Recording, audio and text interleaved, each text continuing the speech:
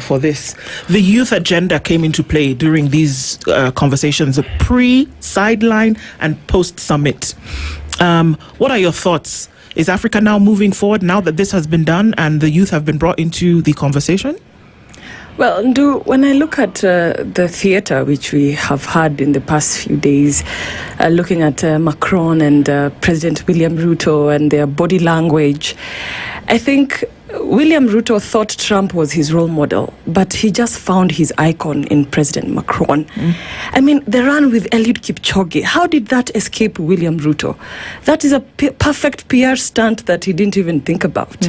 And when we look at the demeanor of Macron, even when he was speaking to the young people, you saw how he stood up to in a condescending manner, asking people to hush because someone was speaking.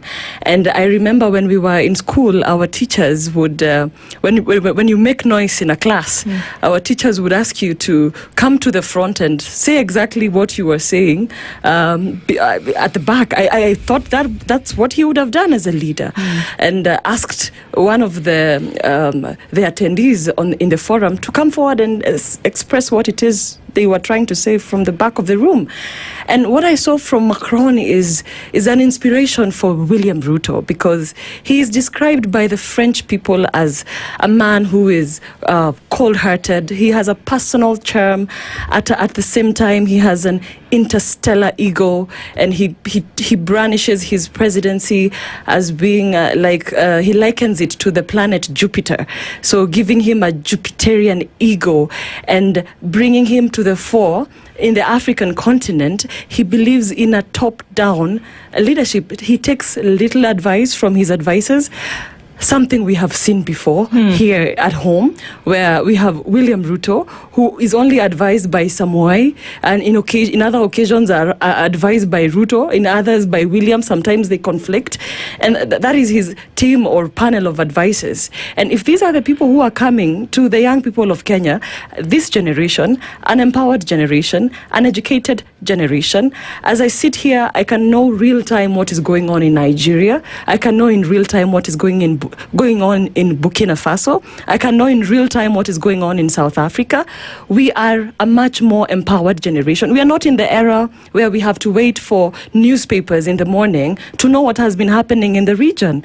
We are able to access information right from our fingertips.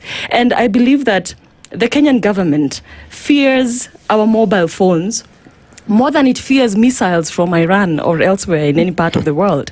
And so looking at that forward summit, and like you rightfully said, you don't know which direction we were, whether we were in the wrong direction previously or which direction exactly we were facing. This is just a perfect platform to colonize the minds of the young people. Because the French and the West African relationship has been marred by a lot of geopolitical hypocrisy. You know, the French like talking about democracy, and in the backdrop, when you go to even some of these West African states, it's a sorry, sad state of affairs. When you're kept in constant wars, you have no time to develop your nation. And when we are in an era talking about peace and security, we are not talking about strengthening our military bases. These military bases are the same ones that are going to be used against young people like myself and Casmuel, I mean the former Casmuel, when we were fighting for the freedom and for the transparency and accountability of our nation.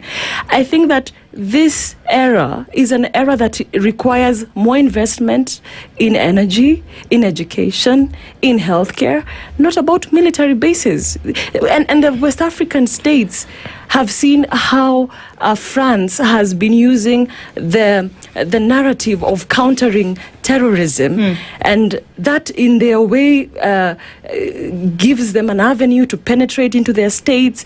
That Macron says that the West African states should thank France, and these are the right people we are bringing into Kenya, a nation that we love so much, and we are working to build and cut off colonial ties, and we are welcoming them right at our doorstep.